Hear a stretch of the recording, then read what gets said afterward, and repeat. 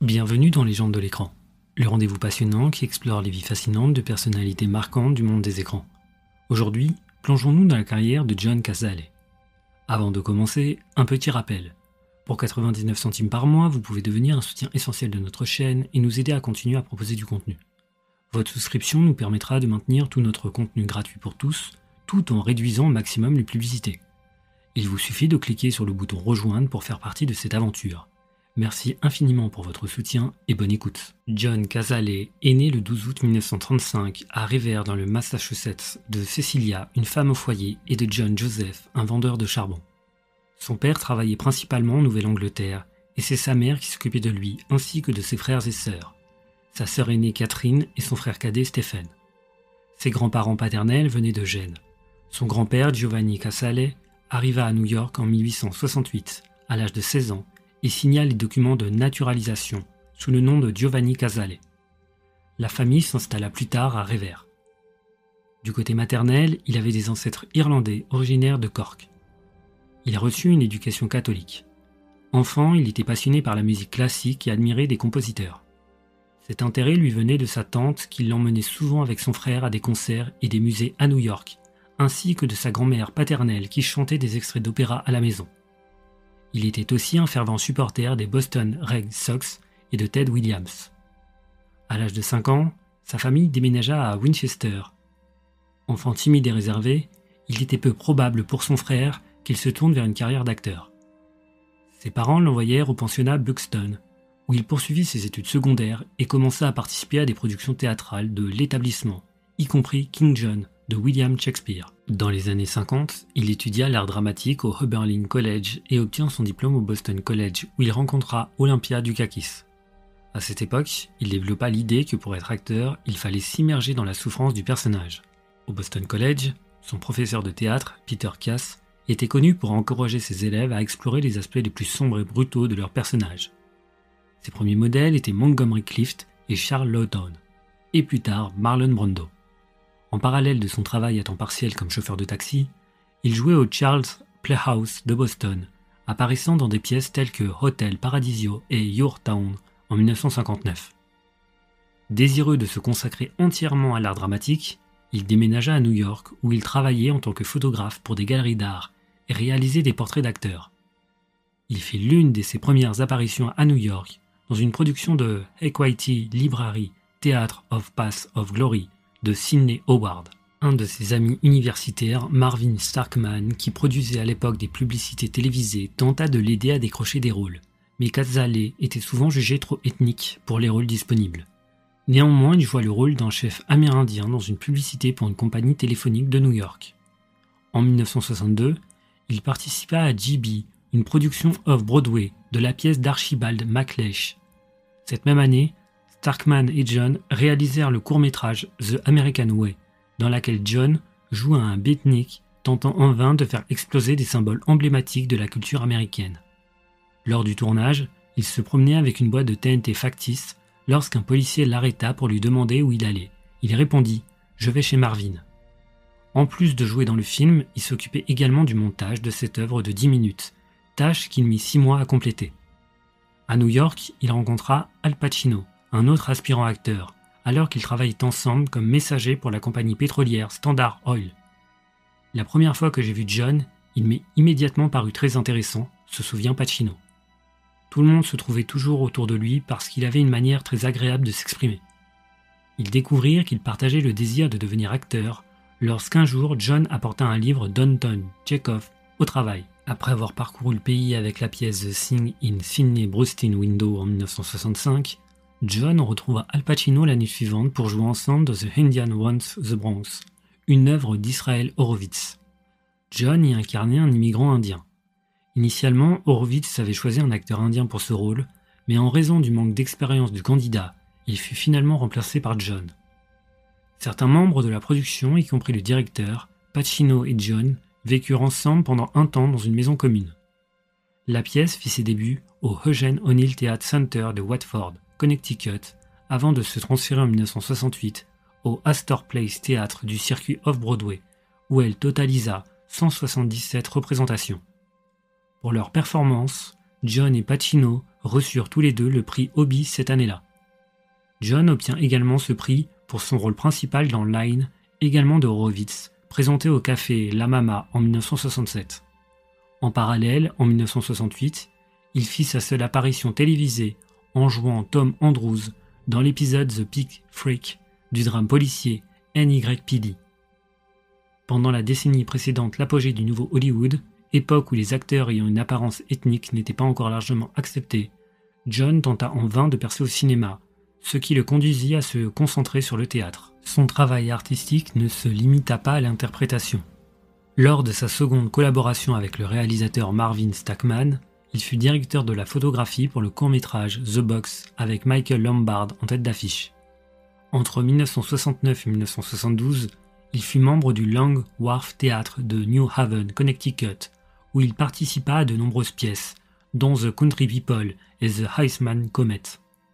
À la fin de 1971, une critique du New York Times sur sa performance dans The Contractor, une pièce de David Storey, souligna que deux ouvriers irlandais hilarants, interprétés par Henry Bettis et John, devenaient le centre de l'attention, avec la maîtrise et l'aisance d'un duo de vaudeville.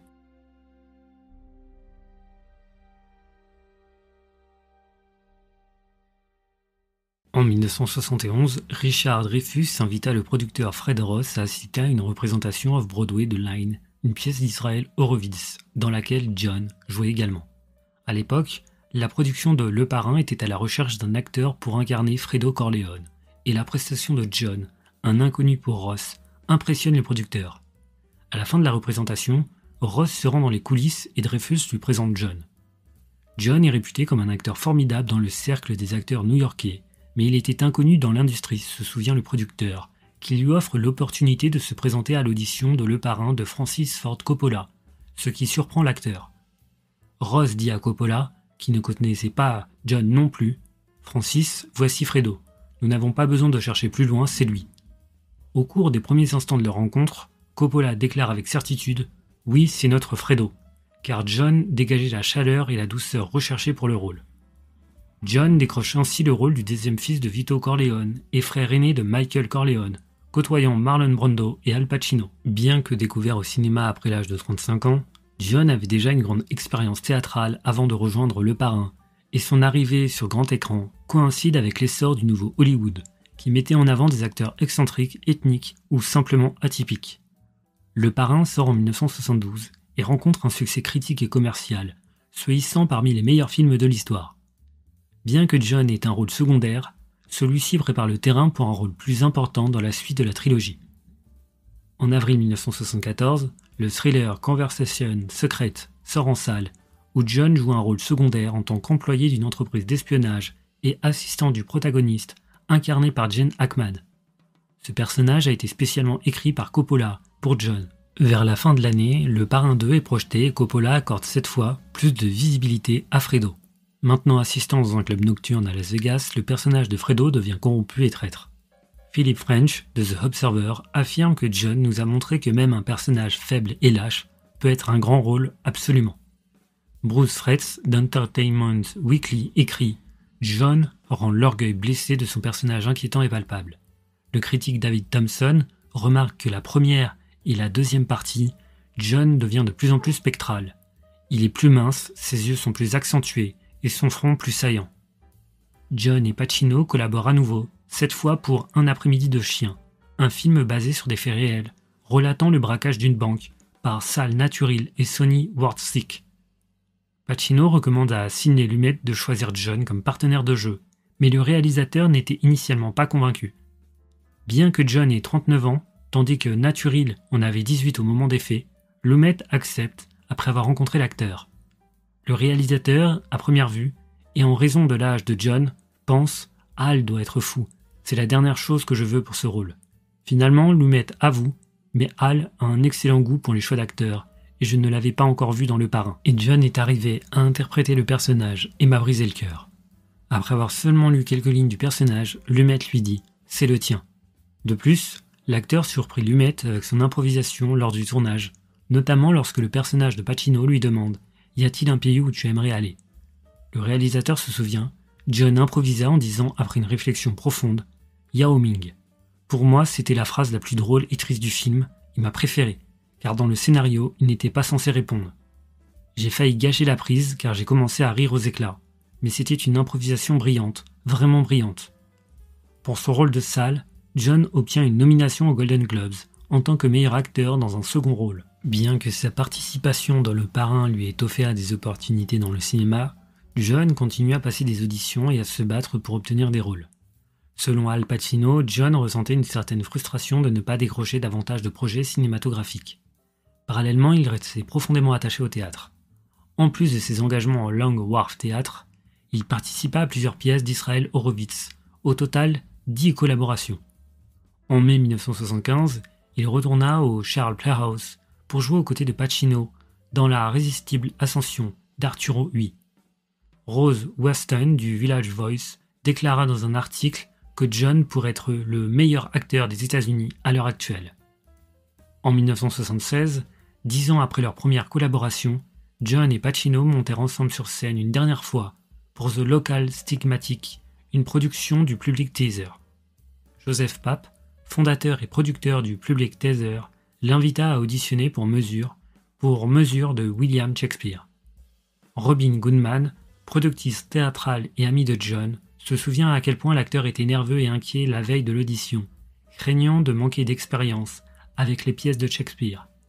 Cependant, il réussit à convaincre Papp et sa future partenaire de scène, Meryl Streep. La pièce fut jouée durant l'été 1976 au Delacorte Theater de Central Park. Mel Gusseau du New York Times écrivit « Monsieur John, souvent choisi pour incarner des personnages marginaux et singuliers comme dans Le Parrain, révèle ici une force plus rigide en jouant un Angelo calme et imposant, avançant tel un vautour pour imposer la vertu. » Pendant cette production, John et Streep entamèrent une relation amoureuse et emménagèrent ensemble. Sa dernière apparition sur scène eut lieu le 29 avril 1977, dans le rôle principal d'Agamemnon au Vivian Beaumont Theater, marquant sa seule prestation à Broadway. Cependant, il ne participe qu'à la première représentation, avant de tomber malade et de se retirer de la production. Peu de temps après, on lui diagnostiqua un cancer du poumon. Malgré un diagnostic de cancer du poumon, John continua à travailler. Sa dernière apparition fut aux côtés de Robert De Niro dans le drame de guerre Voyage au bout de l'enfer. L'acteur accepta ce rôle avec réticence et confia plus tard au réalisateur Michael Cimino qu'il suivait un traitement contre le cancer. À cette époque, sa compagne, Meryl Streep, se vit offrir un rôle qu'elle jugeait banal et sans intérêt, mais elle l'accepta pour pouvoir être à ses côtés sur le tournage. Cimino, qui avait toujours voulu de John dans le film, modifia l'ordre de production pour tourner en priorité toutes ces scènes.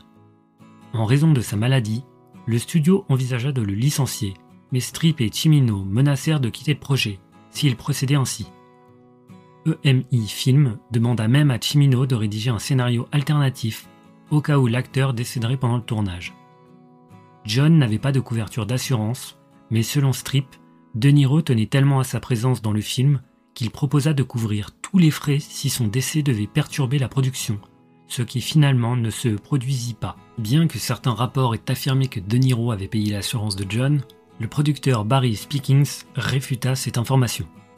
Lors d'une scène intense où le personnage de De Niro soumet celui de John à une version improvisée de la roulette russe, De Niro insista pour que la balle soit introduite dans le revolver, afin d'ajouter à la tension. Bien que John accepta, il vérifiait méticuleusement l'arme avant chaque prise pour s'assurer qu'elle était sécurisée. Ce fut son dernier film, car il mourut 6 mois après avoir terminé ses scènes. Le critique David Denby écrivit dans le New York Magazine que John, dans le rôle du sournois Stan, offrait une performance inégalable. Jen Siskel, dans sa critique pour le Chicago Tribune, décrivit Stan comme un personnage désastreux, mais néanmoins inoubliable. Vincent Conby du New York Times ajouta que John rend sa dernière prestation au cinéma mémorable, incarnant ce type de névrosé de bar qui pourrait exploser à tout moment. En mai 1977, alors qu'il jouait dans la pièce Agamemnon, John commença à ressentir de graves symptômes au point de devoir manquer plusieurs représentations. Il souffrait de toux sanglantes et Meryl Streep insista pour qu'il consulte un médecin. Joseph Papp, préoccupé par son état, lui obtint un rendez-vous d'urgence avec son propre médecin. Après plusieurs jours d'examen, le verdict tomba. Un cancer du poumon en phase terminale, probablement lié à son passé de gros fumeur. Suite à ce diagnostic, John quitta immédiatement la pièce et commença un traitement par radiothérapie. Après avoir tourné Voyage au bout de l'enfer, Meryl Streep accepta un travail en Autriche pour aider à couvrir les frais médicaux. Le tournage, initialement prévu pour être plus court, s'étendit sur 2 mois et demi. Dès son retour à New York, Streep constata que l'état de John s'était aggravé, le cancer s'étant étendu à ses os. Pendant les 5 mois qui suivirent, elle l'accompagna à toutes ses consultations et séances de radiothérapie. Début mars 1978, John fut admis au Memorial Sloan Kettering Cancer Center. Malgré les traitements, il s'éteignit le 13 mars 1978 à l'âge de 42 ans avec Streep à ses côtés, comme elle l'avait été tout au long de sa maladie. Al Pacino déclara « Je n'ai presque jamais vu quelqu'un se dévouer autant à une personne mourante. Voir Meryl dans cet acte d'amour pour lui était déchirant. » John fut inhumé au cimetière Holy Cross à Malden, dans le Massachusetts.